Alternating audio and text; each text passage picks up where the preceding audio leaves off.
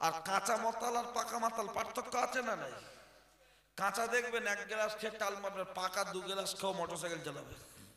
কাঁচা আর পাকা দুজনে মিলে চণ্ডীতলা গেছে, পাকা মত করে বলছে খা, কাঁচা মত করে বলছে কি বে এত রাতে খেয়ে আর যদি পুকুরে পড়ে যায় বউ বিধবা হবে। পাকা মত করে বলছে তুই খা, তো দায়িত্ব আমার। খাইয়ে দিল, দিয়ে বলছে সাইকেলে লে, বলছে চল সাইকেলে।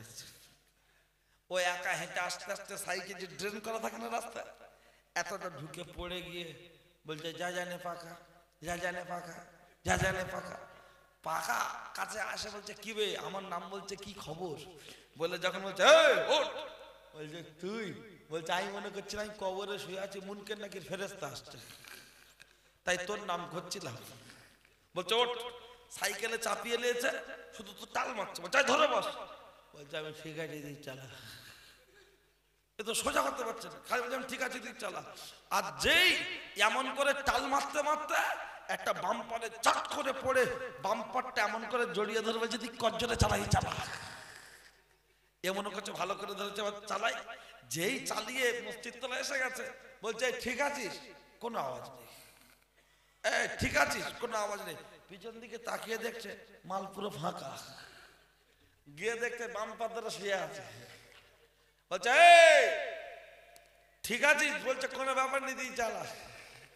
বলছে ও একটা মারুতি গাড়ি আসছে তোর বুকের উপর থেকে যাবে, মাথায় বাজ পড়বে পালা, বলছে কোনো ব্যাপার নেই আমি ঠিক আছি তুই শুধু চালা। আচ্ছা ও কি ঠিক আছে? খালি মদের ঘরে বলছে আমি ঠিক আছি, আমি চালাবো না বন্ধ করবো? চালাবো। তাহলে মদখোর নেশার ঘরে বলছে হুজুর আমি ঠিক আছি তুমি চালাও, আপনারাও বলছেন আমরা ঠিক আছি তুমি চালাও। আমি বলছি নেশা ছেড়ে দাও, নামাজ কাজা করা বন্ধ করো, ঘুষ খাওয়া ছেড়ে দাও, বেপর্দা ছেড়ে দাও, পর্দার ভিতরে চলে এসো। আপনারা বলছেন আমরা ঠিক আছি তুমি চালিয়ে যাও।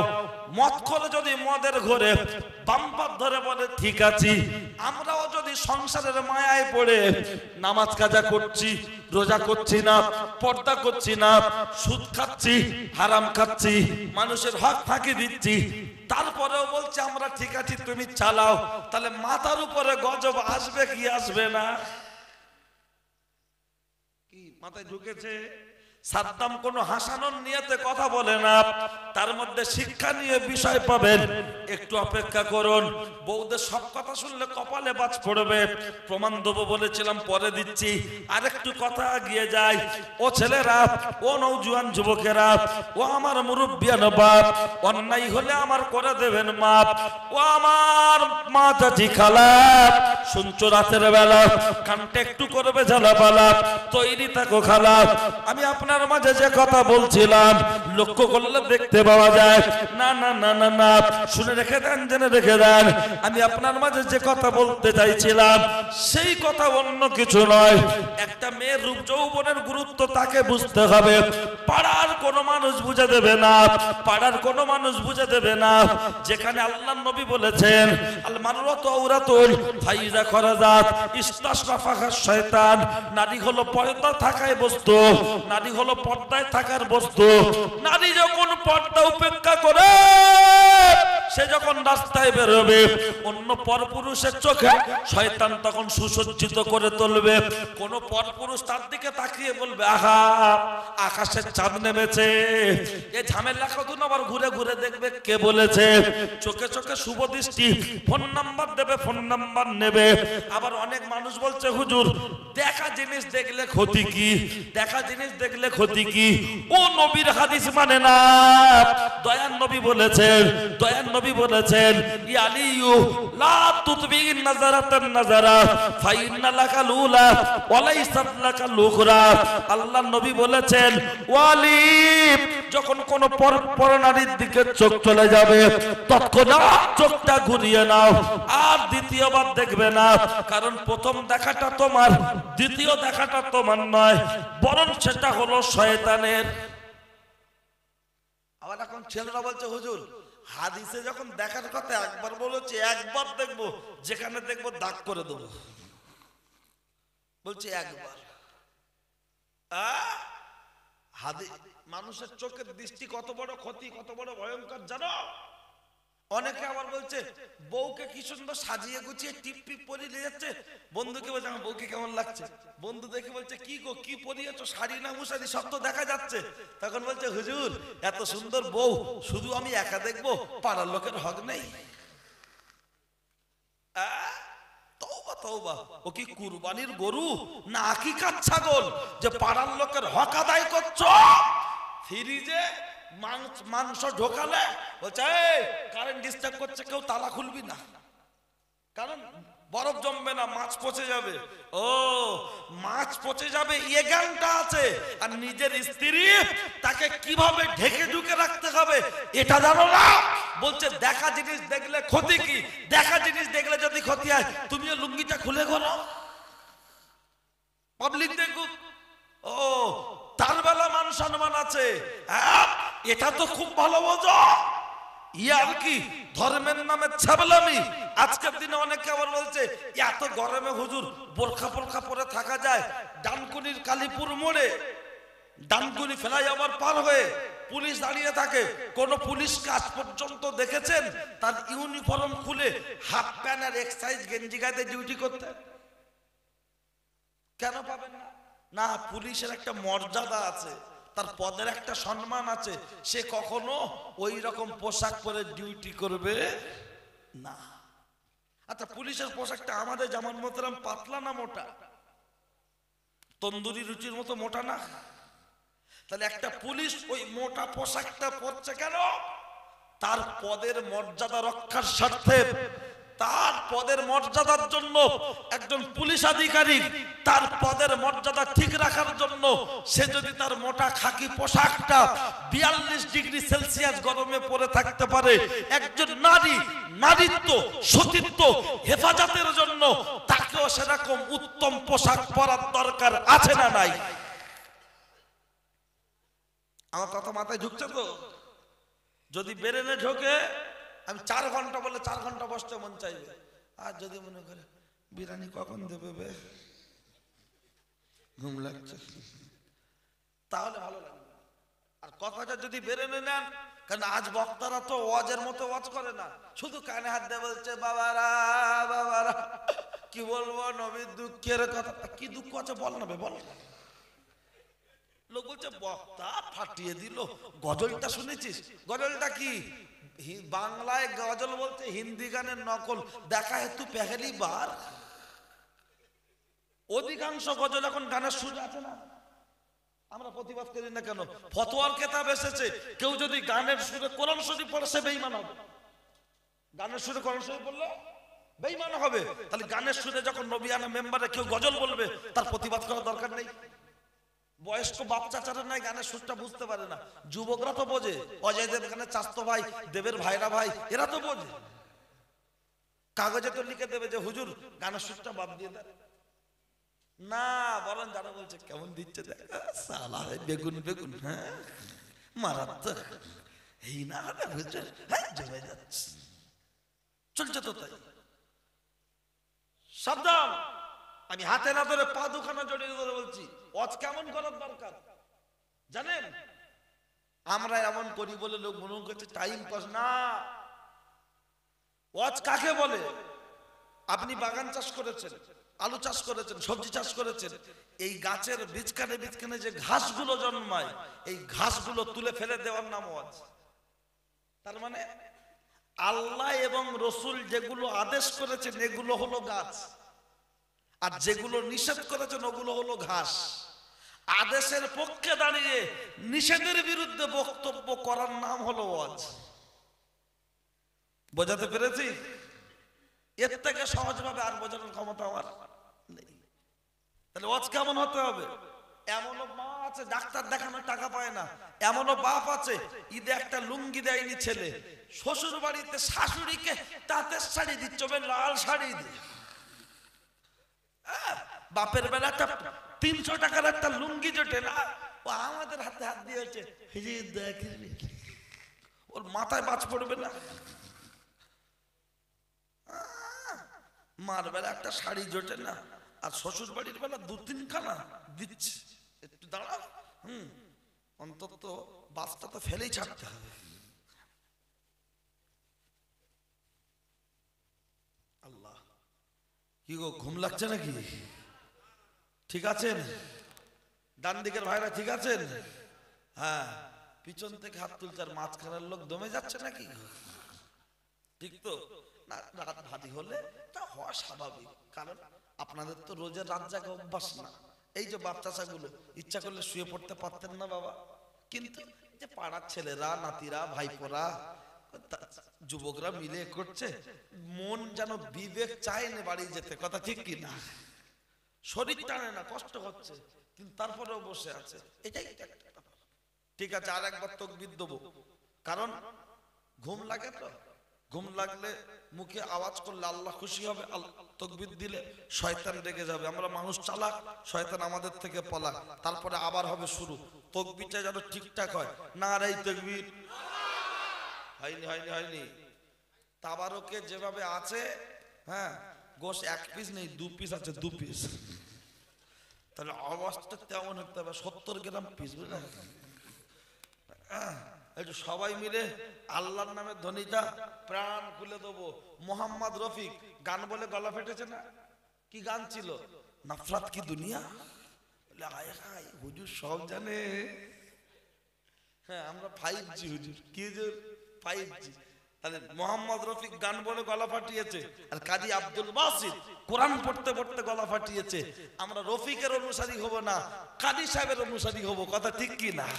সুতরাং কারো জবান যেন বন্ধ না থাকে, প্রাণ খুলে উচ্চ আওয়াজে আল্লাহর নামে ধ্বনি দেব।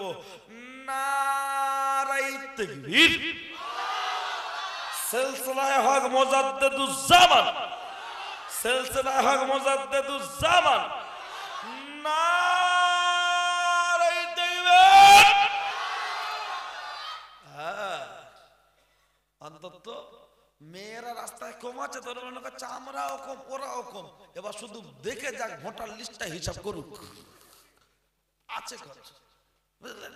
হ্যাঁ, দেখলে হবে। চলুন ও ছেলেরা, নওজোয়ান যুবকেরা, মনে মনে করবেন সাদ্দাম হোসেন হুজুর আপনার অনেক বক্তব্য শুনেছি ইউটিউবে, ফেসবুকে, আপনি দারুণ দারুণ ডায়লগ দেন, কিন্তু আজকের দিনে আপনি শুধু পেলেন বলে চলে যাচ্ছেন, ডায়লগ কি ভুলে গেছেন? না না না, ডায়লগ আছে, সময় মতো জায়গায় পুশ করব। যেমন আগে রাস্তায় চলতো অটো, এখন চলছে টোটো। যদিও গাড়িগুলো দেখতে বড় ছোট, রাস্তায় চলছে বেশি, বউরা চেপে হচ্ছে খুশি, ভিতরে বসে বলছে জেলে দাও আলো, পাড়ার লোক যেন আমাদের মুখ দেখে বলে ভালো। প্রয়োজনে একটু পরেও কথা দিতে হবে, বলো আমি দিচ্ছি, অপেক্ষা করুন, কোনো কথা হবে না। আমি আপনার মাঝে যে কথা বলতে চাইছিলাম ভুলে যাইনি। একজন নারী, তার রূপ যৌবনের গুরুত্ব তাকে বুঝতে হবে। একবার বুঝুন বুঝুন বুঝুন, আপনি মাছ কিনে নিয়ে বাড়ি নিয়ে গিয়েছেন, আপনার স্ত্রী আমার মা মাছটা মেজে ঘষে ধুয়ে পিস পিস পিস পিস করে রান্না চালায় যখন রেখে দিয়েছে, আর রান্না চালায় আমি বসে ভাত খাচ্ছি, হঠাৎ একটা বিদেশি মেহমান চলে আসলো, এসেই বলছে ম্যাও ম্যাও। আপনার স্ত্রী আমার মা, সে যে কাজ করুক না কেন, তার ব্রেনটা রান্না চালার দিকে যাবে না? যাবে না? এই সাদ্দাম, এই সাদ্দাম, কি হলো? দেখ দেখ দেখ, বিড়াল দেখ। আমি ভালো করে দেখলাম, হ্যাঁ, তবে ভিতরে আসেনি, বর্ডারে আছে, জানালার বাইরে। মা বললো ওখানে মাছ আছে, মাছটাকে নিয়ে ফ্রিজে ঢুকিয়ে দে, অথবা মাছের হাঁড়ির মুখে জগে পানি ভরে জগটা বসিয়ে দে, অথবা এরকম সেই 3টে করে দড়ি ঝোলানো থাকতো, শিকা না কি বলে, শিকা তো, ওই শিকায় হাঁড়িটা বসিয়ে দে। কেন? যাতে বিড়াল মাছটা খেতে না পারে। আচ্ছা বলুন বলুন বলুন, 150 টাকার পোনা মাছ বিড়াল খেয়ে নেবে, 200 টাকার রুই মাছ বিড়াল খেয়ে নেবে, তাকে যদি শিকায় তুলে রাখতে হয়, হাঁড়ির মুখে যদি ভারী কিছু চাপিয়ে দিতে হয়, তাকে যদি ফ্রিজ জাত করে রাখতে হয়, আজকের দিনে আমাদের বাড়ির মেয়েরা বিভিন্ন মেলায়, হাটে, বাজারে, ঘাটে, চণ্ডীতলা, ডানকুনি, তারা যখন মাছের মতো চলে চলে একা একা বেড়ায়, ওদের পিছনেও কিছু বিড়াল লাগে না? লাগে না? গিয়ে বলছে ম্যাও ম্যাও, ও ভাবি তোর ফোন নাম্বারটা দাও, ম্যাও তোর ফোন নাম্বারটা দাও। মেয়ের মা বলছে আও খাও গল্প করে যাও, তুমি তো চণ্ডীতলার ছেলে, ভয় কাকে পাও, আও খাও গল্প করে যাও। বলুন বলুন বলুন, আমি আপনাকে জানাতে চাই হে উপস্থিত জনমণ্ডলী, আমার জিজ্ঞাসা হলো আগে আই বুড়ো মেয়েরা পালাতো, এখন বাড়ির বউরা পালাচ্ছে না পালায় না কেন? শ্বশুর শাশুড়ি বললেই হলো খারাপ, শ্বশুর শাশুড়ি বললেই শুধু ঘন ঘন ডাক্তার দেখাতে যাচ্ছে। কলা গাছে একটা লাল মতো জিনিস হয় কলা হওয়ার আগে, কি বলে বাবা? মোচা। চাষিরা মোচাটা আগে কেটে দেয় কেন গো? বলছে কলার সাইজ ভালো হবে, কলা পুরুষ্ট হবে, তাড়াতাড়ি পেকে যাবে। বুড়ো আর বুড়ি হয়েছে মোচা, ছেলে আর বৌমা হয়েছে কলার কাঁদি। বিয়ের 3 মাস পরে বলছে মোচা কেটে দাও, তার মানে বুড়ো বুড়ি থেকে আলাদা হয়। কেন? তুমি থাকবে সুরাট, গুজরাট, দিল্লি, বোম্বাই, আর আমি থাকবে রাজস্থান, এই বেগমপুরের সেন্টার। আমি ঘন ঘন বাপের বাড়ি যেতে পারবো না, ডাক্তার দেখানোর নাম করে বেরোতে পারবো না। বুড়ো আর বুড়ি সিসি ক্যামেরা, যেদিকে যাব দেখে ফেলবে। তাই আগে থেকে তারটা কেটে যদি রাখা যায়, তখন বুড়ো বুড়ি আর কোন রকম টাওয়ার পাবে না। না, একজন নারী তার রূপ যৌবনের গুরুত্ব কেমন থাকতে হবে বোঝানোর জন্য হযরত নবী ইসমাঈল আলাইহিস সালামের মায়ের কথা বলবো। ও পর্দার মা বোনেরা বসে আছেন, কানটা খাড়া করে শুনে রেখে দেন। ও মা ভুল ব্যাখ্যা নেবেন না, ও মা ভুল বুঝবেন না। এতক্ষণ ধরে বলেছি ভুল ব্যাখ্যা নেবেন না, শুনে রেখে দেন, জেনে রেখে দেন, শুনে রেখে দেন, জেনে রেখে দেন। লক্ষ্য করলে দেখতে পাওয়া যায় একজন মা, ওই মাটা অন্য কেউ নয়, ওই মহিলা হলো হযরত নবী ইসমাঈল আলাইহিস সালামের আম্মা। তখন বিয়ে হয়নি, আনম্যারেড, অবিবাহিত। বাপের বাড়ি যখন আব্বা মারা গিয়েছে, মেয়ের মা দুজনে মিলে জীবন যাপন করে। দুজনে জীবন যাপন করতে করতে নানার বাড়ি যাওয়ার দরকার হয়েছে। মাকে বলে মার মেয়ে দুজনে মিলে নানার বাড়ি চলে গেল। নানার বাড়িতে গিয়ে দেখছে মিশরের বুকে হচ্ছে মেলা। ওই মেলায় ঘুরতে ঘুরতে একজন যুবক চোখ ফেড়ে ফেড়ে ফেড়ে ফেড়ে তাকিয়ে হাজেরার দিকে দেখছে। আম্মাজান হাজেরা মাকে ডেকে বলছে মা, ও মা, ও মা, দেখো দেখো দেখো ওই ছেলেটি আমার দিকে এমন করে তাকাচ্ছে। হাজেরার মা একবার চোখটা দিয়ে দেখলো, একবার চোখটা দিয়ে দেখলো। হাজেরার হাতটা ধরে বলল চল চল চল, পালিয়ে চলে যাই। বলছে কেন? বলছে খবর খুব খারাপ, বাড়ি চল বলবো। যখন বাড়িতে চলে আসলো রে, হাজেরার মা সন্ধ্যাবেলা বসে বসে বসে বসে কাঁদছে। হাজেরা জিজ্ঞাসা করছে মা তুমি কিসের জন্য কাঁদছো, তোমার কাছে একটু জানতে চাই। হাজেরার মা তখন বলতে লাগলো, ও হাজেরা হাজেরা, ও হাজেরা হাজেরা, শুনে রেখে দে, জেনে রেখে দে, ওই যে ছেলেটা যাকে আমরা দেখে আসলাম ও হলো একজন কুখ্যাত লম্পট। কোন সুন্দরী নারী দেখলে যতক্ষণ তার রূপ যৌবন ধ্বংস না করে দেয় ততক্ষণ শান্ত হয় না। তুই তো দেখতে সুন্দরী, দেখলে মনে হবে ডানা কাটা পরি। তোর আব্বা বেঁচে নাই, আমার কোনো ছেলে নাই, আর কোনো মেয়ে নাই, তুই আর আমি একা, চারদিকটা ফাঁকা। গভীর রজনীতে আমাদের বাড়ি হামলা করলে কেউ পাবে না দেখা। আমার চোখের সামন থেকে তোর রূপ যৌবন নষ্ট করে দেবে, ওটাই আমি বড় চিন্তা করছি হাজেরা, হাজেরা, ওটাই আমি চিন্তা করছি। তখন হাজেরা বললেন মা আপনি চিন্তা করবেন না, চিন্তা করবেন না। বলছে তাহলে কি করবি? বলছে আমি জঙ্গলে চলে যাব। হাজেরার মা বলছে হাজেরা জঙ্গলে সাপ আছে, বিছা আছে, বাঘ আছে, কামড় দেবে, তুই তো বাঁচবি না, তুই মারা যাবি। তখন হাজেরার মাকে হাজেরা বলছে, মা আমার রূপ যৌবন যা কিছু আছে এগুলো আমার কাছে আমানত জমা আছে, এগুলো ভোগ করবে তোমার যে হবে জামাই, আমার হবে যে স্বামী, এগুলো ভোগ করবে কেবলমাত্র সে। আমি বেঁচে থাকা অবস্থায় কোনো পরপুরুষকে ভোগ করতে দেব না। তাতে জঙ্গলে চলে যাব, বাঘ যদি আমাকে খেয়ে ফেলে, সাপ যদি আমাকে কামড় দেয়, বিছা যদি আমাকে কামড় দেয়, তা আমি হাসি মুখে গ্রহণ করব, কিন্তু আমার রূপ যৌবন সতীত্ব স্বামী ছাড়া অন্য কোন পরপুরুষকে একটা সেকেন্ডের জন্য স্পর্শ করতে দেব না। একবার জোরে বলুন সুবহানাল্লাহ।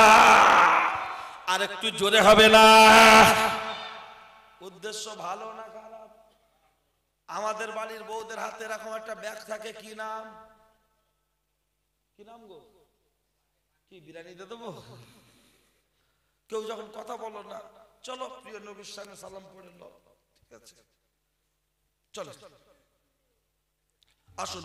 ইয়া নবী সালাম আলাইকা।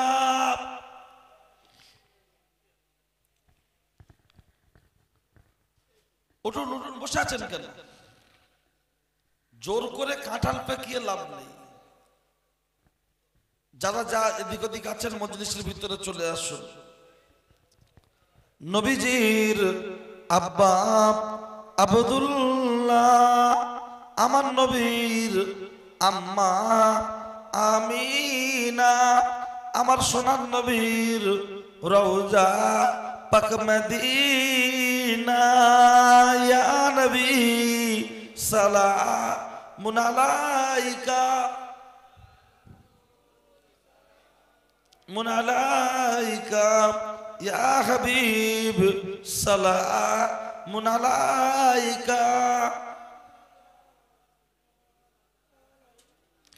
তায়েফের দুষ্টু ছেলেরা আমার সোনার নবীকে পাগল বলিয়া মারিল, পাথর ছুড়িয়া উঠিল আল্লাহর আরশ কাঁপিয়া। ইয়া নবী সালামুন আলাইকা।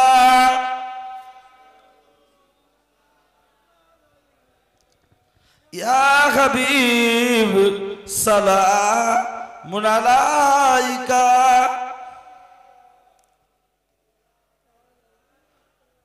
নারাই তাকবীর, আর একটু জোরে নারাই তাকবীর। সিলসিলা হক মুজাদ্দিদুজ্জামান, সিলসিলা হক মুজাদ্দিদুজ্জামান, নারাই তাকবীর। আস্তে আস্তে বসে পড়ুন।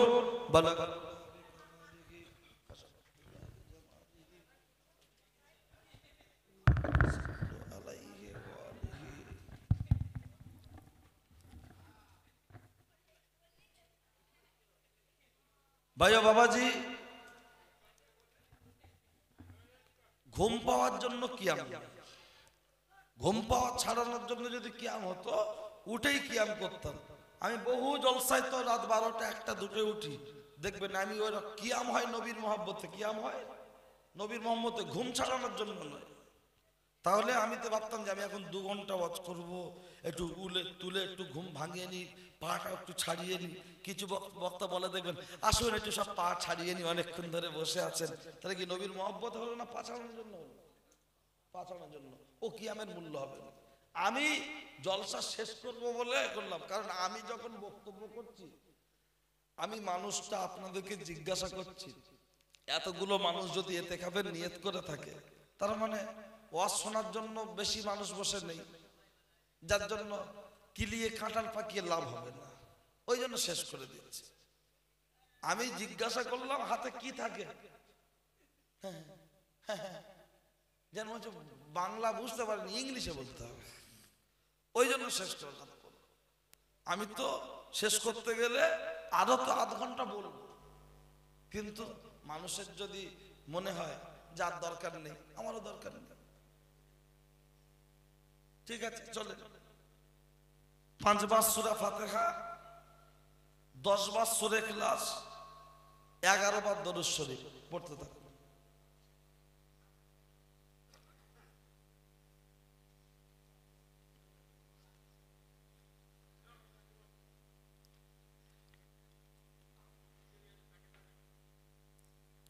আরে বাবা, তোমরা প্যাকেট হয়নি বললে হবে না তো, যারা শুনছে তাদের মোটিভটা তো বুঝতে হবে। তোমরা কমিটি বলছো, যারা বসে আছে তারা কেউ বলেছে? রাগের জন্য নয়, আমি বলছি কমিটি তারা তো চাইবে আমাদের প্রোগ্রামটা সুন্দর করে হোক, চাইবে না? কিন্তু যারা দর্শক জনতা যারা শুনছে তাদের তো সেই মোটিভটা তো দিতে হবে যে হুজুর বলুন বা হচ্ছে, যেন মনে হচ্ছে যেন বাড়ি গিয়ে কি করব বলো আর কি হবে, যেন জেলখানায় আছে। না না, জানে না, আমি জিজ্ঞাসা করছি সেটাই যদি উত্তর না দেয় রাগে হবে না?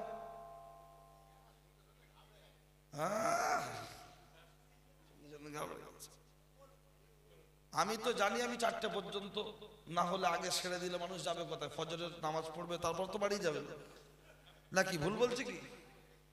তা আমি তো জানি তো আমার 4টে পর্যন্ত বলতে হবে। আমি আগেই বলেছি আমার বক্তব্য শুনতে গেলে হ্যাঁ না কি আপনারা বলবেন না, শেষ করে দেবো, বলবে তো? হ্যাঁ, লোহা অত সহজে তামা হয়?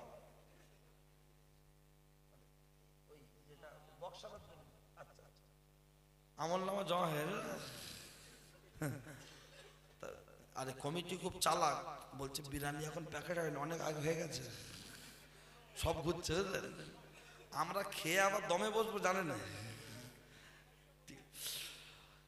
ও ছেলেরা, আমার নওজোয়ান যুবকেরা, ও আমার মুরব্বিয়ান বাপ, আম্মাজান হাজেরা, যখন মার মেয়ে দুজনের কথা চলছে, তাই তো বলছিলাম, মা বসে বসে কাঁদছে। হাজেরা জিজ্ঞাসা করলো, মা তুমি কেঁদো না, প্রয়োজন হলে আমি জঙ্গলে চলে যাব, জঙ্গলে থাকবো, সাপ বিছা পোকা মাকড় যদি আমার কামড় দেয় তাও আমি রাজি আছি, কিন্তু সতীত্ব নষ্ট হতে দেব না। কিতাবের মধ্যে এসেছে, লক্ষ্য করলে দেখতে পাওয়া যায়, ও ছেলেরা, ও নওজোয়ান যুবকেরা, ও আমার মুরব্বিয়ান বাপ, অন্যায় হলে আমার করে দেবেন মাপ। আম্মা জান হাজেরা বাড়ি থেকে যখন বেরিয়ে চলে যাচ্ছে রে, রাস্তায় যেতে যেতে একটু রাত ভারী হচ্ছে, ভিতরে টেনশন বেড়ে যাচ্ছে। হাজেরার মা ঘরের ভিতরে একা একা বসে আছে, আল্লাহর কাছে ফরিয়াদ করে বলছেন, আল্লাহ, আমার মেয়ে তোর জঙ্গলে সাপ বিচ্ছু রয়্যাল বেঙ্গল টাইগার আমার মেয়ের যেন একটা স্পর্শ করতে না পারে, জিম্মাদার আল্লাহ তুমি। হাজেরার মা ঘরের ভিতরে বসে আছে, হঠাৎ করে কে বা কারা যেন ওই ঘরটা চারিদিক থেকে ঘেরাও করে ফেললো, চারিদিক থেকে ঘেরাও করে বলছে, হাজেরা,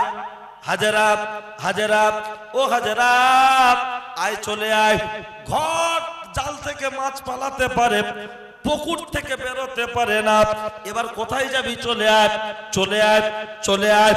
কিন্তু হাজেরা তো বাড়িতে নাই, আওয়াজ কে দেবে? যখন কেউ আওয়াজ দিচ্ছে না, ওই ঘরের দরজার সামনে এসে জোরে জোরে আঘাত করা হচ্ছে, আর বলছে, দরজা খোল। হাজেরার মা দরজাটা খুলে দিয়ে বলছে, বাবারা, তোদের দাবি দাবা কি আছে? বলে ফেল, আমার গায়ে স্পর্শ করিস না, তোদের দাবি দাবা কি আছে বল। ওই সময়তে ওরা বলেছিল, হাজেরার মা তোর মেয়ে কোথায়? হাজেরার মা বলল, এই দরজাটা খুলে কোথায় গেল চলে, আমাকে যাইনি বলে আমি মেয়ের পরিচয় দিতে পারবো না। তখন লক্ষ্য করলে দেখতে পাওয়া যায়, ওই হাজেরার মায়ের গোটা ঘরটা চিরুনি তল্লাশি করলো, যখন হাজেরাকে খুঁজে পাওয়া গেল না, হাজেরার মায়ের মাথার চুলটা ধরে এত পরিমাণ মারে, গা থেকে রক্ত